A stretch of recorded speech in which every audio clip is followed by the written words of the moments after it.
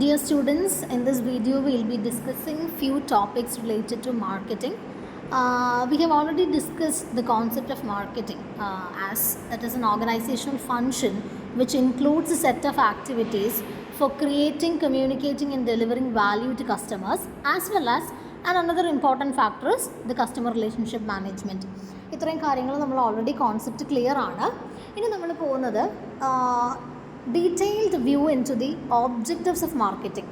Marketing ചെയ്യുക എന്ന് പറയുന്നത് നമ്മൾ ഒരു സിംഗിൾ സ്റ്റെപ്പ് ഫങ്ഷൻ അല്ല. It include several steps in stages, അല്ലെങ്കിൽ ഒത്തിരി കാര്യങ്ങളുണ്ട്, ഒത്തിരി സ്കോപ്പുള്ളൊരു ഫങ്ഷനാണ് മാർക്കറ്റിംഗ് എന്ന് പറയുന്നത്. ഒന്നിലൊതുങ്ങുന്നതല്ല, പല പല ആസ്പെക്റ്റുകൾ ഈ ഒരു ഫങ്ഷന് വരുന്നുണ്ട്.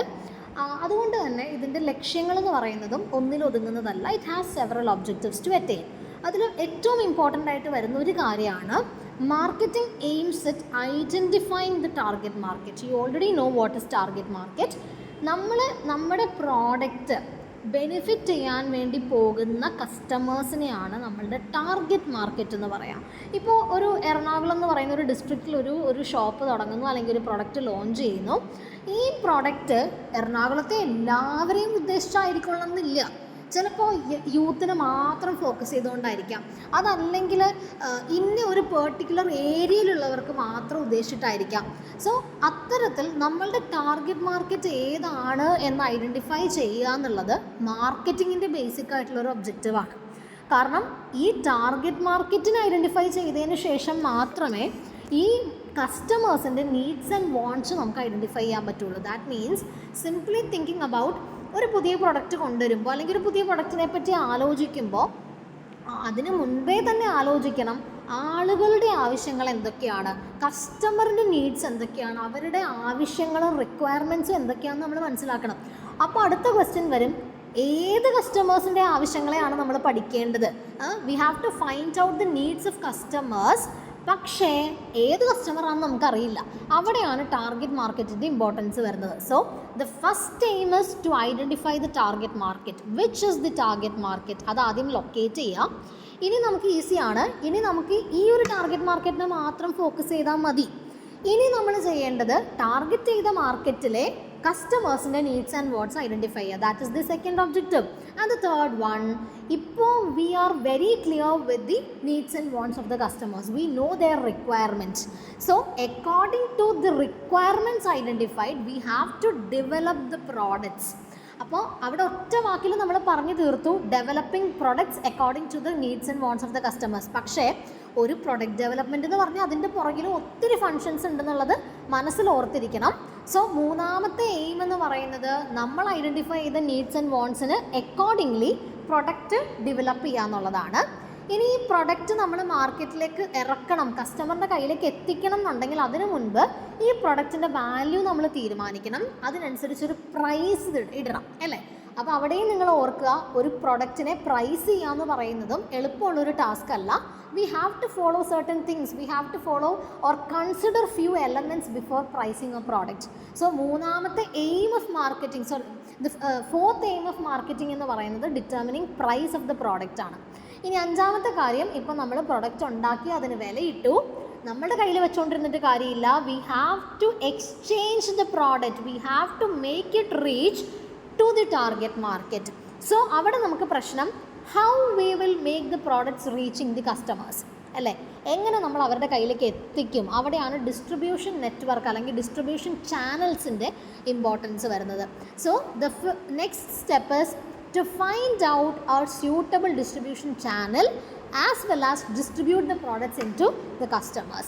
അടുത്തത്, നമ്മൾ കസ്റ്റമേഴ്സിലേക്ക് എത്തിച്ചിട്ടുണ്ട്, അല്ലെങ്കിൽ എത്തിക്കാനുള്ള എല്ലാ സജ്ജീകരണങ്ങളും ചെയ്തു. പക്ഷേ കസ്റ്റമേഴ്സ് ഇത് വാങ്ങിക്കണം, അവരെ അതിന് പ്രോംപ്റ്റ് ചെയ്യണം എന്നുണ്ടെങ്കിൽ അതിൻ്റെ സെയിൽസിനെ നമ്മൾ പ്രൊമോട്ട് ചെയ്യണം. അവിടെയാണ് പ്രൊമോഷൻ ടെക്നിക്സ് നമ്മൾ യൂസ് ചെയ്യുന്നത്. അഡ്വർടൈസ്മെൻറ്റ്സ്, സെയിൽസ് പ്രൊമോഷൻ പോലത്തെ പല എലമെൻറ്റ്സും വരുന്നത് അവിടെയാണ്. യൂസേജ് ഓഫ് പ്രൊമോഷൻ ടെക്നിക്സ് അതും മാർക്കറ്റിങ്ങിൻ്റെ തന്നെ ഒരു വലിയ ഭാഗമാണ്. And next one, satisfy changing needs. അപ്പോൾ ഇവിടെ നിങ്ങൾ ഓർത്തിരിക്കുക, ഇത്രയൊക്കെ ചെയ്താൽ മാത്രം മാർക്കറ്റിംഗ് ആവില്ല. വൺസ് ഒരു പ്രൊഡക്റ്റ് നല്ലപോലെ മാർക്കറ്റിംഗ് പ്രൊമോഷനൊക്കെ ചെയ്ത് പ്രൊഡക്റ്റ് മാർക്കറ്റിലേക്ക് ഇറക്കി കസ്റ്റമറിൻ്റെ കയ്യിലേക്ക് ഡിസ്ട്രിബ്യൂട്ട് ചെയ്ത് എത്തിച്ചാലും മാർക്കറ്റിംഗ് ഫങ്ഷൻ അവിടെ തീരുന്നില്ല. The marketing still goes on with more research, and they will try to find out what are the changing needs of the customers, of if there is any changes happening in the requirements and wants of the customers. So എന്തെങ്കിലും മാറ്റങ്ങൾ വരുന്നുണ്ടോ, പുതിയ ആവശ്യങ്ങൾ വരുന്നുണ്ടോ എന്ന് നോക്കിയിരുന്ന് കണ്ടുപിടിച്ച് ആ പുതിയ മാറ്റങ്ങളെയും സാറ്റിസ്ഫൈ ചെയ്യാനായിട്ട് മാർക്കറ്റിങ്ങിന് പറ്റണം.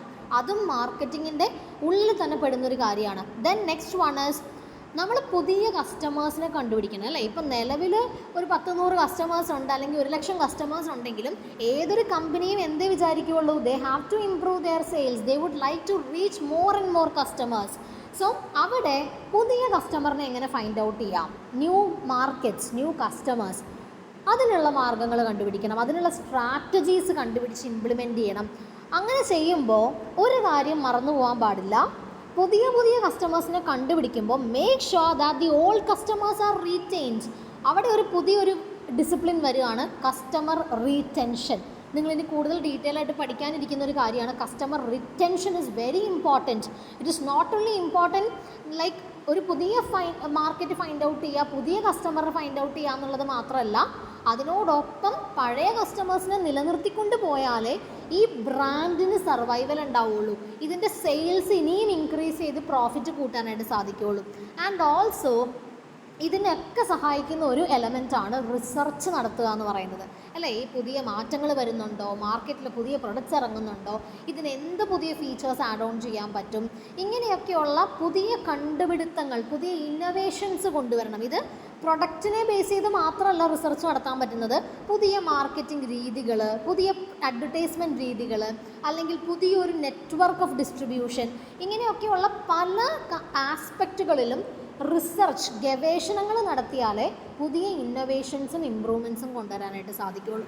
അപ്പോൾ ഇത്രയും കാര്യങ്ങൾ മാർക്കറ്റിങ്ങിൻ്റെ ഒബ്ജക്റ്റീവ്സ് ആണെന്നുള്ളത് നിങ്ങൾ ഓർത്തിരിക്കുക. അപ്പോൾ ഇവിടെ നിന്ന് നിങ്ങൾക്ക് ക്ലിയർ ആയിട്ട് മനസ്സിലാവും, മാർക്കറ്റിംഗ് എന്ന് പറയുന്ന ഒരു ഫങ്ഷൻ ഒരു ആസ്പെക്റ്റിൽ മാത്രം ഒതുങ്ങി നിൽക്കുന്നതല്ല, പല ആസ്പെക്റ്റിലും ഇതിന് ലക്ഷ്യങ്ങളുണ്ട്, അവിടെയൊക്കെ ഇതിന് പെർഫോം ചെയ്യാനുണ്ട്. അതുകൊണ്ട് തന്നെ മാർക്കറ്റിംഗ് എന്ന് പറയുന്നത് ഒരു വൈഡർ സ്കോപ്പുള്ള ഒരു ആക്ടിവിറ്റിയാണ്. അപ്പോൾ നിങ്ങൾ if you refer your textbook you can also find out a topic like scope of marketing. അതിനകത്തും ഇതേ കാര്യങ്ങളൊക്കെ തന്നെയാണ് റിപ്പീറ്റ് ചെയ്ത് പറഞ്ഞിരിക്കുന്നത്. മാർക്കറ്റിംഗ് എന്നുള്ളതുകൊണ്ട് ഉദ്ദേശിക്കുന്നത് ടാർഗറ്റ് മാർക്കറ്റിനെ കണ്ടുപിടിക്കുക, പുതിയ ടാർഗറ്റ് മാർക്കറ്റിനെ സെലക്ട് ചെയ്യുക, കസ്റ്റമറിൻ്റെ ആവശ്യങ്ങളെ, കസ്റ്റമറിൻ്റെ വാല്യൂവിനെ കണ്ടുപിടിക്കുക, ആ വാല്യൂ ക്രിയേറ്റ് ചെയ്യുക, ആ വാല്യൂവിനെ അവരെ അറിയിച്ചു കൊടുക്കുക, ഈ വാല്യൂ അവർക്ക് ഡെലിവർ ചെയ്യുക. ഇത് തന്നെയല്ലേ നമ്മളിപ്പോൾ സെയിം പറഞ്ഞ റിപ്പീറ്റ് ചെയ്ത കാര്യങ്ങളാണ് ഈ പറയുന്നത്. പ്രൊമോഷൻ, ഡിസ്ട്രിബ്യൂഷൻ ഒക്കെ തന്നെയാണ് ഇതിൽ വരുന്നത്. കസ്റ്റമർ റിലേഷൻഷിപ്പ്, മാർക്കറ്റിംഗ്, റിസർച്ച്, ഈ രണ്ട് ടോപ്പിക്കും ഒന്ന് തന്നെയാണ്. അതിനകത്ത് പറയുന്ന കാര്യങ്ങളും ഒരുപോലെ തന്നെയാണ്. അതുകൊണ്ട് എൻ്റെ സ്ക്രീനിൽ നിങ്ങൾക്ക് ആ ടോപ്പിക്ക് കാണാൻ പറ്റില്ല, സ്കോപ്പ് ഓഫ് മാർക്കറ്റിംഗ് എന്ന് പറയുന്നത്. It is similar to objectives of marketing. So yes, that is about objectives or aims of marketing. And let's move on to the next important topic, that is functions of marketing. മാർക്കറ്റിങ്ങിന് എന്തൊക്കെ functions ഉണ്ട്, ഒത്തിരി കാര്യങ്ങൾ ചെയ്യാനുണ്ടെന്ന് നമുക്കിപ്പോൾ മനസ്സിലായി. ഈ entire കാര്യങ്ങളെ ഒരു 3 ഗ്രൂപ്പായിട്ട് 3 സെഗ്മെൻ്റായിട്ട് ഡിവൈഡ് ചെയ്തിട്ടുണ്ട്. ആ രീതിയിലാണ് മാർക്കറ്റിംഗ് എന്ന് പറയുന്നൊരു കാര്യം ഇംപ്ലിമെൻറ്റ് ചെയ്യുന്നത്. അതിൽ ഒന്നാമത്തത് എക്സ്ചേഞ്ച് ഫങ്ഷൻസ്, രണ്ടാമത്തത് functions of physical supply, and മൂന്നാമത്തേത് ഫെസിലിറ്റേറ്റിംഗ് ഫങ്ഷൻസ്. അതിലാദ്യത്തേതാണ് എക്സ്ചേഞ്ച് ഫങ്ഷൻ എന്ന് പറയും. എക്സ്ചേഞ്ച് ഫങ്ഷനകത്ത് ബൈയിങ് ആൻഡ് അസംബ്ലിങ് അല്ലെങ്കിൽ സെല്ലിംഗ് ഫങ്ഷൻ, അതൊക്കെയാണ് ഈ എക്സ്ചേഞ്ച് ഫങ്ഷനകത്ത് വരുന്നത്. അതായത് ഇപ്പോൾ ചിലപ്പോൾ നമ്മൾ വിൽക്കാൻ ഉദ്ദേശിക്കുന്ന കാര്യങ്ങൾ നമ്മൾ വാങ്ങി വിൽക്കുന്നതായിരിക്കാം, ഹോൾസെയിലായിട്ട് വാങ്ങി റീറ്റെയിലായിട്ട് വിൽക്കുന്നതായിരിക്കാം. ചില സമയത്ത് നമുക്ക് മാനുഫാക്ചർ ചെയ്ത് ഉണ്ടാക്കുന്ന കമ്പനീസ് ആയിരിക്കാം. ചിലത് നമുക്ക് പാർട്സ് വാങ്ങിച്ച് അല്ലെങ്കിൽ പല പല യൂണിറ്റ്സ് വാങ്ങി അസംബിൾ ചെയ്ത് ഒറ്റയാക്കി വിൽക്കുന്നതായിരിക്കാം. അപ്പോൾ ബൈയിങ്, അസംബ്ലിങ്, മാനുഫാക്ചറിങ്, ഇതൊക്കെയാണ് ആദ്യത്തെ ഫങ്ഷനായിട്ട് വരുന്നത്. ഇനി ഇത് ബൈ ചെയ്യുകയോ അസംബിൾ ചെയ്യുകയോ മാനുഫാക്ചർ ചെയ്യുകയോ ഒക്കെ ചെയ്തിട്ട് നമ്മുടെ കയ്യിൽ വെച്ചാൽ പോരാ, അത് സെല്ല് ചെയ്യണോ അല്ലേ. ഇതിൻ്റെ ഓണർഷിപ്പ് ഈ ഉണ്ടാക്കി വെച്ചിരിക്കുന്ന അല്ലെങ്കിൽ ഹോൾസെയിൽ ചെയ്ത് വാങ്ങിച്ച അല്ലെങ്കിൽ അസംബിൾ ചെയ്ത് വെച്ചിരിക്കുന്ന ഈ പ്രൊഡക്റ്റിനെ കമ്പനിയുടെ പേരിൽ നിന്നും കസ്റ്റമറിൻ്റെ പേരിലേക്ക് അതിൻ്റെ ഓണർഷിപ്പ് കൊടുക്കുന്ന പ്രോസസ്സാണ് സെല്ലിംഗ് എന്ന് പറയുന്നത്. So this is the basic function, buying and assembling as well as selling. ഇത് ബേസിക് ആയിട്ടുള്ള ഫങ്ഷനാണ്. ഈ രണ്ടെണ്ണത്തിനെയും ഒരുമിച്ച് വിളിക്കുന്ന പേരാണ് ഫങ്ഷൻ ഓഫ് എക്സ്ചേഞ്ച്. ഇനി രണ്ടാമത്തത് ഫങ്ഷൻ ഓഫ് ഫിസിക്കൽ സപ്ലൈ എന്ന് പറയും. ഇവിടെ വരുന്ന കാര്യമാണ് ട്രാൻസ്പോർട്ടേഷനും സ്റ്റോറേജും അല്ലേ, ഡിസ്ട്രിബ്യൂഷൻ ചാനൽസ്. അപ്പോൾ ഇവിടെ ട്രാൻസ്പോർട്ടേഷൻ എന്ന് ഉദ്ദേശിക്കുന്നത് നമ്മളുടെ ബിസിനസ്സിലേക്ക് സാധനങ്ങൾ കൊണ്ടുവരുന്നതും നമ്മുടെ ബിസിനസ്സിൽ നിന്ന് ഫിനിഷ്ഡ് ഗുഡ്സ് കസ്റ്റമറിലേക്ക് എത്തിക്കുന്നതും ഇവിടെ ട്രാൻസ്പോർട്ടേഷൻ്റെ അകത്ത് വരുന്ന കാര്യം തന്നെയാണ്. ഇനി ഇത് കൂടാതെ ഈ ഉണ്ടാക്കി വെച്ചിരിക്കുന്ന സാധനങ്ങൾ ചിലപ്പോൾ ആവശ്യത്തിലധികം നമ്മളല്ലെങ്കിൽ പ്രൊഡ്യൂസ് ചെയ്യുമ്പോൾ എക്സ്ട്രാ പ്രൊഡക്ഷൻ വരുമ്പോൾ നമ്മളിത് സ്റ്റോർ ചെയ്യണം അല്ലേ, അത് ഏറ്റവും ഭദ്രമായിട്ട് സേഫായിട്ട് നമ്മൾ സ്റ്റോർ ചെയ്യേണ്ട ആവശ്യമുണ്ട്. അതുകൊണ്ട് തന്നെ സ്റ്റോറേജ് ആൻഡ് വെയർ ഹൗസിങ്ങും മാർക്കറ്റിങ്ങിൻ്റെ ഫങ്ഷൻ്റെ തന്നെ ഒരു ഭാഗമായിട്ട് വരുന്നുണ്ട്. So transportation as well as warehousing, ഇത് രണ്ടുമാണ് ഫങ്ഷൻ ഓഫ് ഫിസിക്കൽ സപ്ലൈ ആയിട്ട് നമുക്ക് പറയാൻ പറ്റുക. ഇതൊന്നും കൂടുതൽ ഡീറ്റെയിൽ ചെയ്യേണ്ട ആവശ്യമില്ല. വളരെ ചെറിയ ക്ലാസ്സിൽ ഈവൻ +1 +2 പോലും നിങ്ങൾ പഠിച്ചിട്ടുള്ള ബിസിനസ്സിലൊക്കെ നമ്മൾ പഠിക്കുന്ന ഫങ്ഷൻസ് ആണ് ഈ ട്രാൻസ്പോർട്ടേഷൻ, സെല്ലിംഗ്, ബൈയിങ് അല്ലെങ്കിൽ വെയർ ഹൗസിംഗ് എന്നൊക്കെ പറയുന്നത്. And finally moving on to the facilitating function. ആ പേരിൽ നിന്ന് തന്നെ മനസ്സിലാവും. ഫെസിലിറ്റേറ്റിംഗ് ഫങ്ഷൻ എന്ന് പറഞ്ഞാൽ നമ്മൾ ആദ്യം പഠിച്ച രണ്ടെണ്ണം ബേസിക് ഫങ്ഷൻ ആയിരുന്നു, function of exchange as well as function of physical supply. ഈ ഫങ്ഷൻസിനെ സഹായിക്കുന്ന, ഹെൽപ്പ് ചെയ്യുന്ന സബ്സിഡിയറി ഫങ്ഷൻസിനെയാണ് നമ്മൾ ഫെസിലിറ്റേറ്റിംഗ് ഫങ്ഷൻ എന്ന് പറയുന്നത്.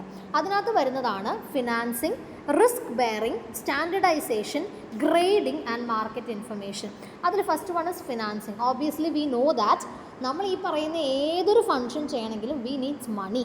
It will incur some kind of cost and expenses. So പൈസ കണ്ടുപിടിക്കുക, ഫണ്ട് സോഴ്സ് ചെയ്യുക എന്നുള്ളത് ഒരു ഇമ്പോർട്ടൻ്റ് ആയിട്ടുള്ള കാര്യമാണ്. നമുക്ക് ഡിഫറെൻറ്റ് ആക്ടിവിറ്റീസിന് നമുക്ക് ഫിനാൻസ് ചെയ്യേണ്ടതായിട്ട് വരും. നമ്മൾ ഈ പറഞ്ഞ എല്ലാ ഫങ്ഷൻസിനും നമുക്ക് പൈസ വേണം.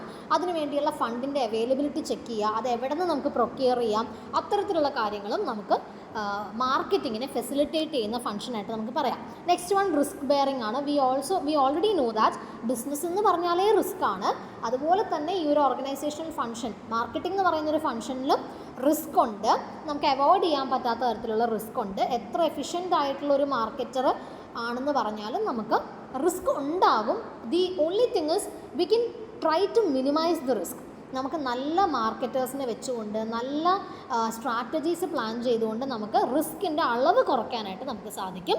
അതല്ലാത്ത പക്ഷം നമുക്ക് പൂർണ്ണമായിട്ട് അവോയ്ഡ് ചെയ്യാൻ പറ്റത്തില്ല. ഇപ്പോൾ നാച്ചുറൽ കലാമിറ്റീസ് പോലത്തെ കാര്യങ്ങൾ വരുന്നു, അല്ലെങ്കിൽ ഗുഡ്സൊക്കെ മോഷണം പോകുന്നു, ഇങ്ങനെയൊക്കെയുള്ള സാഹചര്യങ്ങൾ നമുക്ക് ഒഴിവാക്കാൻ പറ്റാത്തതാണ്. എങ്കിൽ പോലും നമുക്ക് സേഫ്റ്റി മെഷേഴ്സ് കൂട്ടിയും നല്ല സ്റ്റോറേജ് സിസ്റ്റംസും വെയർ ഹൗസിങ്ങും ഒക്കെ കൊണ്ടുവന്ന് ഇത്തരത്തിലുള്ള റിസ്കിനെ നമുക്ക് റെഡ്യൂസ് ചെയ്യാനായിട്ട് എപ്പോഴും പോസിബിളാണ്.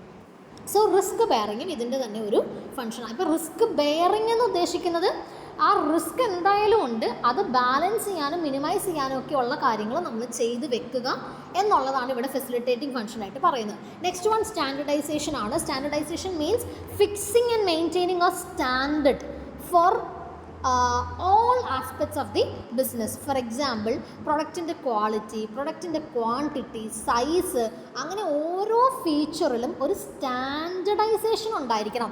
ഓരോ പ്രൊഡക്റ്റും തോന്നിയ പോലെ ആയാൽ പോരാ, എല്ലാത്തിനും ഒരു കൃത്യം ക്വാളിറ്റി, ക്വാണ്ടിറ്റി, സൈസ്, ഫീച്ചറൊക്കെ സ്റ്റാൻഡർഡൈസ്ഡ് ആയിട്ട് മെയിൻറ്റെയിൻ ചെയ്യാൻ സാധിക്കണം. അത് ആദ്യം തന്നെ നമ്മൾ ആ സ്റ്റാൻഡേർഡ്സ് എന്തൊക്കെയാണെന്ന് തീരുമാനിച്ച് ഫിക്സ് ചെയ്യണം. അത് തുടർന്ന് മെയിൻറ്റെയിൻ ചെയ്തുകൊണ്ട് പോകാനും പറ്റണം. അതിനെയാണ് സ്റ്റാൻഡർഡൈസേഷൻ എന്ന് പറയാം. നെക്സ്റ്റ് വൺ ഗ്രേഡിംഗ് ആണ്.